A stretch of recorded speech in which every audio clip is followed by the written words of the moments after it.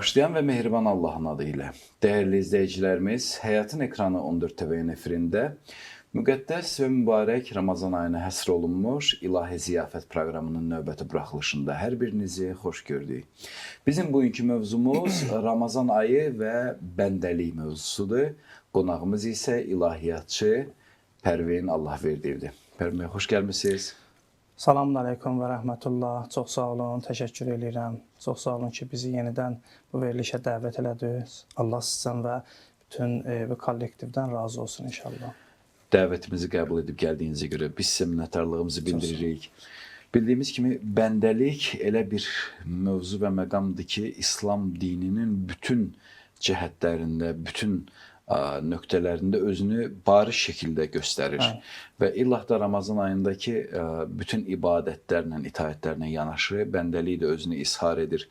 Amma ilk öncə istədiyi bəndəlik mövzusunun özü haqqında ilə bir müqəddimə quraq. Elə ilk sualımız bundan ibarətdir ki, İslam dinində ümumiyyətlə bəndəliyin meyarı nədir? Hansı meyarlar təyin etmişdir İslam dini? Bəli. Bismillahirrahmanirrahim və bihi nəstəin innəhu xayrun nasirin və mu'in. Həqiqətən çox dəyərli bir mövzudur, bəndəlik mövzusu. Çünki insana ən çox lazım olan mövzulardan ilkidir, birincisidir. Ki, bəndəliyin ilk meyarı Allaha ibadətdir. Biz əgər istəyiriksə Allaha bəndəliyimizi göstərək ki, necə bir bəndiyik, gərək ki, ibadət eləyək. İbadət də təkcə namaz, oruc deyil. Ki, ibadətin geniş məfhumları var. İstəmirəm o barədə danışaq. İnşallah ki, nə vaxtsa imkanlar o barədə danışarıq. Ki, əsas meyar bəndəlikdir. İnsan ibadət vasitəsi ilə özün Allahın həqiqi bəndəsi eləyə bilər. Ki, Allaha yaxınlaşan insan yavaş-yavaş, addım-addım ki, ibadətlər eləyir, addım-addım, pillə-pillə, yavaş-yavaş yaxınlaşır Allaha tərəf, özün həqiqi bəndələrdən qərar verir. Ki, insan elə bir məqama çatır ki, fənafillah olur. Yəni, Allahda yoxa çıxır ki, ariflər ən çox bu məqamda olublar, amma adi insanlar da istəsə öz nəfsi istəklərinin üstün ayaqlamaqla yavaş-yavaş o məqamlara qalxa bilər. Ki, bunun üçün də Quran-ı Kərimdən bir dənə istəyirəm ayə gətirək ki, Zariyat surəsi 56-cı ayədə Allah Teala buyurur ki, وَمَا خَلَقْتُ الْجِنَّ وَالْإِنْسِ إِلَّا لِيَعْبُدُونَ. Ki, biz cinləri və insanları yalnız bizə ibadət eləməkdən ötürü yaratdıq. Ki, buradan məlum olur ki, insan bu məqama ibadət vasitəsi ilə daha tez çata bilər.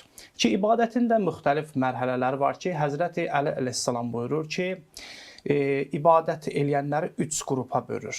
Birinci deyir ki, ibadət eləyənlərin qrupu qulların ibadəti, ikinci tacirlərin ibadəti, üçüncü də azad insanların ibadəti. Həzrəti Əli əleyhissalam buyurur ki, birinci dəstə Allaha ona görə ibadət eləyir ki, cəhənnəmdən qorxurlar.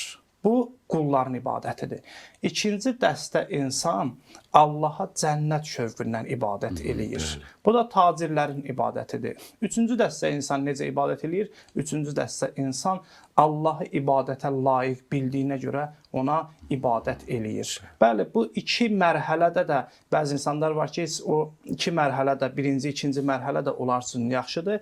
Amma ən əsas, ən üstün mərtəbə, üçüncü mərtəbədir ki, azad insanların ibadətidir. Ki, belə bir məqama çatmaq istəyən insanlar daim öz üzərlərində çalışıblar, ibadətlərini çoxaldıblar ki, neynəsinlər bu məqama çatsınlar. Elə alimlər olubdur ki, ibadət eləyibdir, qar o qədər yağıb üstünə ki, o qədər ruku halında dayanıbdır ki, qar üstünə o qədər yağıbdır, üst-üstə gəlib görüblər ki, bu ruku halında üstünə o qədər qar yağıbdır. Üstünə o qədər qar yağıbdır, yenə də o rukudan qalxmayıbdır. Çünki o qədər o ilahi şövq onun qəlbində cilvələnibdir ki, o hiss eləməyibdir. Həzrət Əleyhisselamın həyatına baxsan, bəli, Həzrət Əleyhisselamın həyatına baxsan, ibadət halında ayağından ox çıxardırlar, heç bir şey hiss eləmir. Ki, bu bəndəliyin yüksək mərtəbələrindəndir. Allah Teala'ya bəndə olmaq çox mühüm məsələdir. Çox mühüm məsələdir. Peyğəmbər salavatullahı Allah Teala bizə birinci bəndə olaraq tanıtdırır. Bəli. Təşəhhüddə nə deyirik? Əşhədü ənnə Muhammədən abduhu və rasuluhu. Şəhadət verirəm ki, Həzrət Muhammed sallallahu onun bəndəsi və rəsuludur. Allah Taala birinci bəndə kimi tanıtdırır. Peyğəmbər sallallahu birinci əbd olub, bəndə olub, ondan sonra elçi olubdur. Əbd olmadan elçi ola bilməzdi ki, birinci əbd olubdur. Bu Ramazan ayda, bu mübarək ayda bəndə olmaqdan ötürü çox fürsətli bir aydır ki, Allah Taala bütün fürsətləri gətiribdir ki, bu ayda sənin üçün ibadət eləyəsən, özünü ən yüksək məqamlara çatdırasan. Bütün vasitələri, bütün maneələri aradan qaldırıb, sənə deyir ki, şəffafdır yol. Bu yolda neynə? İbadət elə, mənə bəndə ol. Çünki ibadətin nə dedik ki, təkcə ibadət namaz, oruc deyil, ibadətin geniş mənaları var ki, insan hətta bir insanın üzünə gülümsəsə belə bu özü ibadətdir. Çox minnətdarıq sizə, təşəkkür edirik bu açıqlamaya görə. Ümumiyyətlə biz bir çox hallarda əməllərimizi, niyyətimizi izhar etməli oluruq və bir çox hallarda da bu təbiidir. Məsələn, biz Allaha bəndəliyimizi namazla, orucla, ibadətlə izhar edirik. Amma sırf insan öz bəndəliyi Allahla özü arasında nə cür zahir etməlidir, yəni Allaha bir növ nə cür təqdim etməlidir? Bəli. Baxın, tarixin bir dönəminə baxırsam, görürsən ki, dindarların sayı çoxdur. İbadət eləyənlər, məscidlər coşub daşır, nə qədər insanlar ibadət eləyirlər. Hər kəs qəşəng şəkildə cümiyə gedir, namazların qılır, qədir gecələrində iştirak eləyir, məhərrəmlik aylarında iştirak eləyir. Amma bir vaxt gəlir ki, Allah bir dənə imtahan göndərir. Allah bir dənə imtahan göndərir ki, görüm ki, bu qədər sayı çox olan möminlər ki var, görüm bu imtahandan hansılar üz ağ çıxa biləcək. Həqiqi möminlərlə yalancı möminləri bir-birindən ayırır. Allah deyir ki, bu vaxta kimi ibadət eləyirdin. Ümumi şəkildə ibadət eləyirdiniz. İşim yox idi ki, sizdən. İndi mən səndən xüsusi ibadət istəyirəm. İstəyirəm ki, sən bəndəliyi aşkar eləyəsən. İzhar eləyəsən. Görüm sən həqiqi bəndəsən yoxsa yox. Bəli. Bax, burada insanın həqiqi bəndəliyi üzə çıxır. 11 ay Allah deyir ki, ye, iç, səninlə işim yoxdur. 11 ay yedin, içdin, bir ay oruç tut. Bu mübarək Ramazan ayında bəndəliyi aşkar elə. Bilin, baxım, görüm ki, sən həqiqətən bəndəsən. Oruç tutursan, ibadət eləyirsən. Bir ayda ki, səhər yeyirsən, səhərdən axşama kimi elə bir uzun məsafədə döyür. Artıq indi də qış aylarıdır, indi oruç tutmaq daha da asanlaşıb, daha da rahatlaşıb ki, insanlar bu ayda qəşəng ibadət, gözəl şəkildə ibadət eləyə bilərlər. İblis keçmişdə nə qədər ibadətlər olubdur. Mələklər gəlirdilər, ondan məsələlər soruşurdular. Onda bəndəlik xüsusiyyəti olmadığına görə, bəndəliyin aşkar eləmədiyinə görə o məqamdan qovuldu. Allah dedi ki, neçə ildir ibadət eləyirsən, 6000 il ibadət eləmisən, 6000 ildəki bilmirik bizim dünyanın ili iləndir, yoxsa axirətin ili iləndir ki, onu hesablayanda həqiqətən hesaba gəlmir. Ki, Allah dedi, sən ki, bu qədər ibadət eləmisən, izhar elə, aşkar elə. Mənim peyğəmbərimə, mənim bəndəmə səcdə elə. Orada İblis neynədi? Öz bəndəliyin aşkar eləyə bilmədi. Öz pis xislətin aşkar elədi. İçindəki o pis xüsusiyyətləri aşkar elədi. Ki, həqiqi bəndə olmadığı neynədi? Göstərdi. Peyğəmbərlər keçmişdə nə qədər peyğəmbərlər gəlibdi və görürük ki, o peyğəmbərlərin başına olmazın hadisələr gəlibdir. Öz qövmləri çox əziyyət eləyiblər. Bir də görsən, məsəl üçün, İslamın bir dövründə cihad əmri gəldi. Bunlar deyirlər ki, ay Allah, niyə cihad əmri verdin? Cihad olmaz ki, bir il daha geciksin. Rumlular müsəlmanların ölkəsinə hücum eləyirdi. O vaxtda xurma yığılan vaxt idi. Bunlar dedilər ki, ya Rasulallah, biz döyüşsük, xurma qalacaq belə. Peyğəmbər əleyhissalam dedi ki, ya xurma, ya da Allah. Ya xurma seçəcəksən, ya da bəndəliyi aşkar eləyəcəksən. Keçmiş dövrlərdə də bu cür olubdur. Peyğəmbərlərin başına bu cür hadisələri çox gətiriblər. Niyə görə? Çünki onların içində bəndəçilik, təslimçilik ruhiyyəsi olmayıbdır. Ona görə də o insanlar daim belə şeylərə narazılıq eləyiblər. Ki, İbrahim və İsmail əleyhissalamın həyatına baxanda onların bəndəliyinin aşkar şəkildə olduğunu görərik. Həzrət İbrahimə Allah dedi ki, bəndəliyi aşkar elə. O sevirsən ki, o gözəl ki, oğlun var, ona məhəbbət eləyirsən, sevirsən, apar, onu mənə görə kəs. İbrahim əleyhissalam da razıdır kəsməyə, oğlu da razı dedi ki, atacan, razıyam. Görəcəksən ki, mən heç bir müqavimət göstərməyəcəm. Görürsən, ikisi də bəndəliyi neyinir? Aşkar eləyir. İbrahim əleyhissalam müti və təslim bəndənin kamil nümunəsidir. İstər Allah Taala onu ki, əmr elədi, apar, yoldaşınla oğlu apar səhraya qoyucunan, istər oda atılan vaxtı, istərsə də övladın qurban eləmək vaxtı. Ki, Allah Taala o məqamlarda ondan istədi ki, bəndəliyi neynəyəsən, aşkar eləyəsən ki, indi bu ayda bizim üçün fürsətdir. Bəndəliyimizi aşkar eləyək, bildirək. Biz, həqiqi möminlər, yalancı möminlərdən ayrılaq. Təbii ki, burada canı sağlam olanlardan gedir söhbət ki, istisnai insanlar öz yerində, amma canı sağlam olan insanlar gərək ki, bu ayda öz bəndəliklərini aşkar eləsinlər. Təşəkkür edirik sizə. Ümumiyyətlə, bəndəliyin isarı üçün həqiqətən Allah Taala bir çox yollar qoymuşdur. Bəzən imtahanlarla, bəzən bir çox sınaqlarla, bəzən bir çox yaranmış şərait və vəziyyətlə əlaqədar olur ki, insan həqiqətən də bir çox mənfi və müsbət xüsusiyyətlərini göstərməklə bərabər, eləcə də onun üçün fürsət yaranır ki, bir növ bəndəliyin də isar etsin. Bu minvalla müqəddəs Ramazan ayı bəndəliyin isharı üçün nə cür məxsusi şərait yaradır? Aha, bəli. Deməli, bu günə qədər bəşərin, xüsusilə möminlərin həyatında yaranan çətinliklərdən biri nədir? Şeytanın vəsvəsələridir. Həzrəti Peyğəmbər salavatullah Şabaniyyə xütbəsində buyurur ki, bu ayda şeytan zəncirlənər. Yəni nə? Yəni bu deməkdir ki, Allah Taala şeytanı zəncirləməklə sənə bəndəlik eləmək üçün şərait yaradır. Çox gözəl bir dənə şərait yaradır ki, şeytan səni vəsvəsə eləyirdi 11 ay, bu ayda mən şeytanı zəncirləyəcəm. Rahat ibadət elə, rahat bəndəliyi neynə göstərginəm. Ki, münbit bir dənə şərait yaradır. Münbit bir dənə şərait yaradır ki, sən bəndəliyi aşkar eləyəsən. Ki, şeytanın işi nədir? Üzr istəyirəm. Şeytanın işi ancaq hürməkdir. Ancaq hürməkdir. Üzr istəyirəm. Şeytan necə olur insana hücum eləyir? İnsan ibadətlərində dəqiq olsa, düzgün olsa, ibadətlərini düzgün şəkildə yerinə yetirsə, ki, şeytan hər tərəfdən ona hücum eləyir. Ona heç fikir vermir. Düz yolun, sırat-ı müstəqimdə düz hərəkət eləyir. Amma elə insan var ki, onun vəsvəsələrinə qalib gələ bilmir.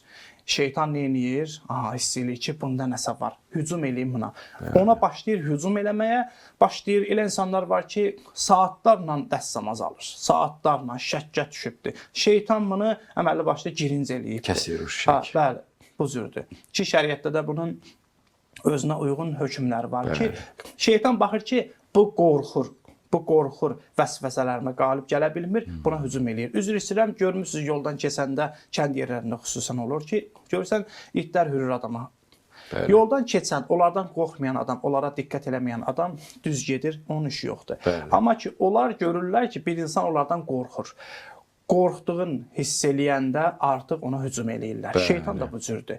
Şeytan da bu cürdür. Əgər sən diqqət eləməsən ibadəti və şeytan sənə nə edəcək? Hücum eləyəcək və bu meydanda sən qələbə çala bilməyəcəksən. Ki, arif olanlar onun səsinə diqqət eləmirlər. Nə qədər hürsün, nə qədər danışır, danışsın. Allahın dərgahında üzr istəyirəm, ariflər şeytanı, iblisi bir dənə it kimi nəzərə gətiriblər ki, yəni Allahın qapısında bir dənə it kimidir şeytan. Ki, Allah Taala bu ayda şeytanı da deyir ki, onu da zəncirlədim. Nə istəyirsən daysan? Nə istəyirsən? Onu da zəncirlədim, rahat ibadəti elə də. Bundan o tərəfə mən sənin üçün neyiniyim? Bütün münbit şəraiti sənin üçün yaratmışam da. Şeytan da ki, şeytan. Bir insan ki, şeytanın vilayəti altında olar, Allahın vilayətindən çıxar. Ki, onun da işi gücü ancaq vəsvəsə eləməkdir. İbrahim surəsi 22-ci ayədə buyurur ki, həqiqətən iş tamam olduqda şeytan deyər, həqiqətən Allah sizə haqq vədə verdi və mən sizə vəd verdim və vədimə xilaf çıxdım. Mənim sizin üzərinizə sizi dəvət eləməkdən başqa heç bir hökmranlığım yox idi və siz mənim dəvətimi qəbul ediniz. Odur ki, məni məzəmmət eləməyin. özünüzü məzəmmət eləyin. Əgər bir kəs bilərəkdən Allahın vədinə etina eləməsə, şeytanın tələsinə düşəcək və Allah ona bir müddət möhlət verəcək ki, bu şeytanın tələsindən tövbə eləsin, yavaş-yavaş ona tərəf gəlsin. Ki, bir neçə ayə deyirəm, inşallah keçək o birisi mövzuya. Ki, Allah Taala Quran-ı Kərimdə belə insanların cəzalanması barəsində buyurur ki, məgər şeytanları, kafirləri yerlərindən şiddətlə təhrik eləmələri üçün onların üstünə göndərməyimizi görmədin? Ki, Allah Taala bəzi insanlar var ki, o qədər şeytana əbid deyirlər ki, Allah Taala şeytanı onlara yoldaş eləyər. Başqa bir yerdə buyurur ki, Allah Taala şeytanı təlim görmüş köpəklər kimi onlara müsəllət eləyər. Bu ayda həmin təlim görmüş köpək zəncirə vurular. Ki, Allah Taala deyir ki, dayı bunu zəncirə vurdum, rahat şəkildə ibadətüvi eləcənəm. Nəticə bu oldu ki, Allah Taala bu ayda bizə bəndə olmaq üçün münbit şərait yaradır ki, onlardan biri də şeytanı zəncirə vurmaq olur. Çox minnətdarıq. Elə şərait demişkən, həqiqətən də bir çox hallarda və məxsusi günlər, ərəbcədə desə əyyamullah, bu günlər məxsusi olaraq insanın öz bəndəliyini daha da inkişaf etdirməsi üçün və Allaha zahir etməsi üçün gözəl şəraitlərdən biridir. Bəs biz müqəddəs Ramazan ayını bəndəlik meyarı cəhətindən, izharı cəhətindən ən gözəl və ən, necə deyirlər, rəvan şəraitlərdən biri saya bilərikmi? Bəli. Deməli, mən bir dənə təfsirdən bir məsələ qeyd eləmişəm. Ruhul Bəyan təfsirində Həzrəti Musa əleyhissalam Allah Taala'ya bir dənə dua eləyir. Deyir ki, ilahi, birini mənim qədər əzizlədinmi? Yəni, mənim qədər elə bir şəxs var ki, mənim qədər sən onları əzizləmsən. Allah Taala buyurdu ki, ya Musa, axir zamanda elə bir bəndələr var ki, mən onları səndən də çox əzizləmişəm. Onlar sonuncu Peyğəmbər Həzrət Muhammed Salavatullahın ümmətidir ki, Ramazan ayında oruç tutanda mən onları səndən daha çox əzizləyirəm. Deyir ki, Muhammed Salavatullahın ümməti Ramazan ayında oruç tutanda, dodaqları ağaranda, üzləri saraldıqda, iftarda maniyələri götürərəm. Sənlə danışanda 70 dənə maniyə var idi. 70 dənə pərdə var ki, o pərdənin arxasından səndən danışırdım. Amma Həzrət Muhammed Salavatullahın ümməti oruç tutanda ki, iftar eləyərlər, o anda bütün pərdələri götürərəm. Ki, o anda insan gərək, o alimlərdən biri deyir ki, iftar açanda Allaha naz eləyin. Deyək ki, ilahi, filan istəyimi verməsən orucumu açmayacam. Həmin anda Allaha dua eləyəsən ki, o anda ki, Allah deyib bütün pərdələri neynərəm, çəkərəm. Ya Musa, nə bəxtiyardır o kəs ki, ciyərini susuz, qarnın aç saxlayır. Ki, onu görüşümə nail eləməyincə ona mükafat vermərəm. Oruç tutanın ağzının qoxusu mənim üçün müşkdən də ətirlidir. Ki, hər kim Ramazan ayında bir gün oruç tutarsa, mən ona görmədiyi, eşitmədiyi və ağlına gətirmədiyi şeyləri, yəni cənnəti verirəm. Həzrəti Musa Peyğəmbər Allahdan bir şey istədi. Dedi ki, ilahi, Ramazan ayında Həzrət Muhammed Salavatullahın ümmətin əzizlədiyin kimi məni də əzizlə. Allah Taala nə buyurdu? Buyurdu ki, xeyr, ya Musa. O ancaq Peyğəmbər Salavatullahın ümmətinə aiddir ki, xoş bizlərin halına ki, Allah Taala görün, Musa Peyğəmbəri əzizləməyindən daha çox bizi əzizləyəcək bu ayda ki, bizlər neyinirik? Oruç tuturuq. Ki, oruç tutmaq Allahla bəndə arasındakı münasibətə birbaşa təsir eləyir. Çünki Allah bizi rəhməti üzündən yaradıb və bu ayda bəndə üçün xüsusi ab-hava yaradıbdır ki, öz ürək sözlərin xaliqə deyə bilsin, qəlbindəki sözləri xaliqə deyə bilsin. İnsanda bütün varlıqlardan üstün olduğu üçün müəyyən xislətlər var ki, o bundan qafildir. Ramazan ayı fürsət yaradır ki, içindəki o xislətlər ki var, o xislətləri üzə çıxart. Hətta elə insanlar tanıyıram ki, şərab içirlər 11 ayı. Amma Ramazan ayında oruç tuturlar. Bu aya çox hörmət edirlər. Ki, Allah hidayət eləsin o insanlar ki, bu Ramazan ayından sonra neynəsinlər, ibadətə başlasınlar, Allaha həqiqi bəndə olsunlar. Müsəlmanlar anlamalıdır ki, qeyri-İslami həyat çox pisdir. Ramazan ayında oruç tutan kəs az-azıq səy eləməklə sürətlə paçlığa doğru neyəcək? İrəliləyəcək. Şübhəsiz ki, mübarək Ramazan ayı Allah Taala ilə ibadət və münasibət üçün fürsət yaradır və bu möminlərin qəlbində ümid və aramlığı neyniyir? Canlandırır ki, Allah Taala'dan istəyirik ki, Allah Taala bizləri ona həqiqi əbd olanlardan qərar versin. Amin. Bu mübarək ayda ona layiqli şəkildə oruç tutanlardan, ibadət edənlərdən inşallah qərar versin. Minnətdarıq sizə verdiyiniz bu məlumatlara görə. Çox gözəl nöqtələrə toxundunuz. İllahda Quranın təfsirindən çox maraqlı məqam bəyan etdiniz. Biz bilirik ki, hər bir əməlin və ibadətin ələlxüsus öz bir növ cazibəsi olur insanlara. Və bundan öncə də qeyd etdiniz ki, bəli bizdə də necə deyirlər, hər zaman ata-babalarımızdan da görmüşük ki, namaz qılmayanlar belə Ramazan ayına nəinki ehtiram göstəriblər, hətta oruç tutublar. Çox ciddi şəkildə oruç tutublar. Evet.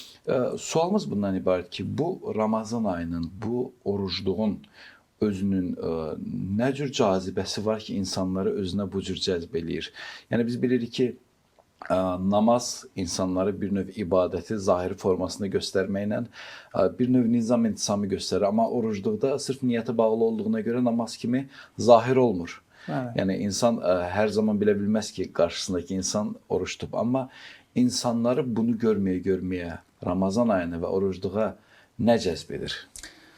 Çox gözəl sualdır.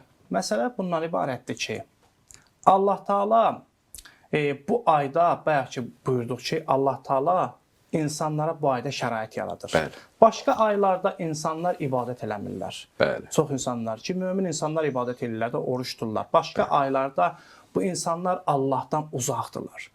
Bu nəyin nəticəsidir? Bu Allahın rəhmətinin nəticəsidir ki, Allah Taala deyir ki, bu yazıq da bu bəndələr başqa aylarda ibadət eləmirlər. Heç olmasa bir dənə ildə bir ay təyin eləyim ki, o insanlar o ayda hətta namaz qılmayan da olsa, ibadət eləməyən adamlar da olsa, o ayda oruç tutsunlar, onları bağışlayım. Ki necə ki deyir Allahın 100 rəhməti var. Birini dünyaya göndəribdi, qalanında 99-unda axirətə saxlayıbdı. Hətta deyir qiyamət günü iblis belə ümidlənəcək ki, Allah Taala bəlkə mənə bağışladı. Bu ayda Allah Taala bəndələr üçün bir dənə fürsət yaradıbdı ki, hətta ibadət eləməyənlər, şərab içənlər, o insanlar da gəlsinlər, ibadət eləsinlər. O münbit şəraiti yaradır ki, bəlkə o oruç tutmaq vasitəsindən o bir ayda hidayət olar. Başqa aylarda da mənə həqiqi bəndələrdən olar. Alimlərdən biri var ki, buyurub ki, ilahi, Qədr gecəsində, deyir ki, ilahi, bax, başqa vaxtda mən gələ bilmirəm. Başqa vaxtda məni tuta bilmirsən ki, bax, özüm, öz ayağımdan gəlmişəm qapıva. İndi səndən istəyirəm ki, əlimdən tut, buraxma məni. Bu cür insanlar da ki, var ki, həqiqətən möminlər, ibadət əhli, ibadət eləməyən insanlar üçün gərək qəlbi yansın. Allahın necə qəlbi, təbii ki, Allahın qəlbi yoxdur, loru dildən desək. Allah necə yanır bəndələr üçün. Bizlər də gərək o insanlar üçün o cür yanaq. Ki, onların əlindən tutaq, onlara yardım eləyək. Hətta ən çox namaz qılanlarla da dostluğumuz olsun. Amma namaz qılmayan insanlarla da dostluğumuz olsun ki, bəlkə onu bizim cazibəmiz, ibadətin cazibəsi onu yavaş-yavaş Allaha tərəf çəkər. Şəhidlərdən biri var ki, o elə bir şəxs olubdur ki, bunun ən çox dostları namaz qılmayanlar olubdur. Hətta deyir bir dəfə, bunun həyatından mən oxumuşdum, deyir bir dəfə ruhanilərdən biri məscidə ki, mən aparırdım bu namaz qılmayanları, pis işdən məşğul olanlar, bunları məscidə aparırdım. Deyir bir dəfə ruhanilərdən biri döndü, dedi ki, bu oğlan namaz qılır, gətirdiyin. Dedim ki, yox, nə olub? Dedi ki, biz Yeziddən danışırdıq. Yeziddə məsciddə nalayiq sözlər deyirdi. Bu dedi ki, ağacan, o ibadət eləməsə də mən onları məscidə gətirirəm ki, Allah onları hidayət eləsin. Yavaş-yavaş puxtələşsinlər. Allah Taala da bu cürdür ki, Allah Taala təbii ki, varlıqların ən üstünüdür ki, Allah Taala da yazığı gəlir o bəndələrə. Deyir ki, heç olmasa bu bir ayı fürsət yaradım, öz bəndəliklərim bunlar aşkar eləsinlər, onları bağışlayım, onları əfv eləyim. Bəlkə elə insan var ki, keçmiş illərdə ibadət eləmirdi. Oruç tutduğu halda, oruc halında dünyasını dəyişdi. Ki, bəlkə də Allah onu əfv eləyər, Allah onun günahlarını bağışlayar ki, Allah Taala bu ayda bizlərə də gözəl şəkildə fürsət yaradır ki, ona həqiqi bəndələrdən olaq, həqiqi əbdlərdən olaq inşallah. Allah Taala'dan istəyirəm ki, Allah Taala ibadət eləməyən əzizlərimiz var ki, xüsusən yaxınlarımız var ki, neçə illərdir ibadət eləmirlər. Elə hər gün deyir ki, sabah ibadət eləyəcəm. Bu gözəl ayda Allahdan istəyirəm ki, Allah o şəxslərin, qəlblərin hidayət nuru ilə işıqlandırsın. Amin. Bu aydan istifadə eləməklə hidayət olsunlar, Allaha həqiqi bəndələrdən olsunlar inşallah. Amin inşallah. Minnətdarıq sizə. Fərmin bəy, yekun olaraq bütün bu mövzumuzu xülasələşdirsək, bir maraqlı məqam namaz qılmayan insan, ümumiyyətlə sırf praktiki cəhətdən ibadət etməyən insanların qeyd etdiyiniz Ramazan ayına yaxınlaşması, yanaşmasını, ümumiyyətlə sırf bəndəlik məsələsi, bəndəlik sırf ibadət edənlərə aiddirmi, yoxsa bütün məxluqat Allahın bəndəsidirmi? Bəli. Mən bayaq bir məsələ vurğuladım. Bəli. Dedim ki, ibadətin müxtəlif yönləri var. Aha, bəli. İbadətin müxtəlif mənaları var ki, geniş mənadadır. Bəli. Bir mənası budur ki, namaz, oruz, başqa-başqa ibadətlər, həcc ziyarəti, nə bilim, cihad, müxtəlif əməllər var ki, olardır. İbadətin bir dənə də növü var ki, o növü hansıdır? O növ budur ki, Allaha görə görülən hər bir iş. Hətta bir insandır, yolla keçir, görürsən ki, küçəni süpürür. Bəli.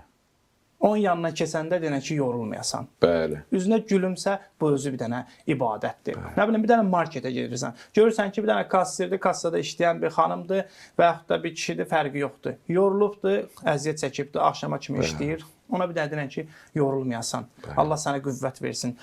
Bir damcı üzündə gülər üzü olsun. Onun üzünə gülümsə, o bütün ağrıları yaddan çıxardacaq. Çünki o qədər insanlarla ünsiyyətdə olur ki, o insan bir dənə üzünə gülmək vasitəsilə ona neynəyəsən, ona deməli gülmək vasitəsilə onun qəlbini şad eləyirsən. Bu özü ibadətdir. Bəli. Hətta deyir ki, bir insan namaz qılmır, oruç tutmur, gedir işləyir. İşləməkdə məqsədi nədir? Ruzi qazansın, gətirsin ailəsinə, uşağına, nəsə bir yemək alsın, uşaq yeməyi versin, fərqi yoxdur. Müxtəlif ehtiyaclarını ödəsin. O işdə, Allaha xatir işləsə, o iş özü də elə bəndəlikdir. Bəzi insanlar var ki, görürsən, o qədər çətin işdə işləyirlər ki, bəzən olur ki, bir də görürsən, bir namaz qılandı, illərdir ibadət edir, amma çətinlikdən qaçır. Bəli. İşləmək deyəndə deyir ki, ancaq mən rahat iş axtarıram, rahatlıq axtarır. Amma elə insan var ki, görürsən ki, namaz qılmır, amma çox çalışkandır, əziyyət çəkəndir, pulunu da harama xərcləmir, sadəcə bir dənə ibadəti yoxdur. Bəli. Bəlkə də biz müqayisə eləsək, onun elədiyi ibadət bundan üstün olar. Bunda bir dənə nə var? Bir dənə namaz var da. Qalan çox şey yoxdur. Bəli. Amma onda elə bir bəndəlik var ki, o özün çətinliyə salır, məşəqqətə salır, əziyyət çəkir, işləyir və o qazandığı pul həm də halaldır öz yerində. Bəli. Onunla bərabər də ki, həmin o işi bəndəlikdir, ibadətdir. Hətta deyirlər ki, bir müsəlman namaz qılmayan olsa belə, bir müsəlman gedib bir yad bir yerdə işləyir. Orada dünyasını dəysə, Allah ona şəhidin savabını verər. Bəli. Görün ha, yəni Allaha görə görülən hər bir iş, elə ondan biz ibadət eləyə bilərik. O ibadətdə Allaha bəndəlikdir. Ariflərdən biri Şeyx Rəcəbəli Xəyyat. Bəli. Bu dərs oxumamışdı. Bu heç bir məktəbdən dərs almamışdı, heç bir abiddən dərs almamışdı. Bu nə idi? Dərzi idi. İşi gücü ancaq paltar tikmək idi. Bəli. Bu ancaq, bunun işi nə idi? Deyir, mən paltar tikəndə hər iynəni paltara vurduqca dedim ki, Allaha görə. Nə vaxt ki, yadımdan çıxırdı, deyir, iynə batırdı əlimə. Bütün işləri ibadət olurdu. Biz elə eləyə bilərik ki, hər bir sahədə bəndəlik eləyək. Mən oturmuşam, danışıram, Allaha xatirdir. Bəli. İbadət edirəm. Bir möminin üzünə gülümsəyirəm, o da Allaha xatirdir, ibadət edirəm. Gedirəm ailəmə, nəsə bir şey alıram, onların qəlbini sevindirirəm, bu da ibadətdir. Yəni Allaha görə görülən hər bir halal iş, hamısı ibadətdir və bu ibadətlərlə vasitəsilə biz Allaha bəndəliyimizi aşkar eləyə bilərik, hətta namaz qılmayan insanlar belə. Çox təşəkkür edirik sizə bu verdiyiniz məlumatlara görə. Mövzu barəsində həqiqətən də əhatəli məlumatlar təqdim etdiniz. Çox incə məqamlara toxundunuz. İnanırıq ki, bu müqəddəs Ramazan ayının bu xoş günlərində tamaşaçılarımız üçün də çox faydalı olacaq. İnşallah. Dəvətimizi qəbul edib gəldiyinizə görə sizə bir daha Çox sağ olun, mən minnətdarlığımızı sizə bildiririk. təşəkkür edirəm. Allah razı olsun sizə. Minnətdarıq sizə. Dəyərli izləyicilərimiz, siz İlahi Ziyafət proqramını izləyirdiniz. Mütəal Allah bu müqəddəs günlərdə, Ramazan ayının günlərində hər birimizə öz bəndəliyimizi həqiqi mənada dərk etməyi və Allahla olan razı niyazımızda, ibadətlərimizdə bəndəliyimizi ən gözəl şəkildə izhar etməyi nəsib etsin. Növbəti buraxılışlardayıq. Allah amanında.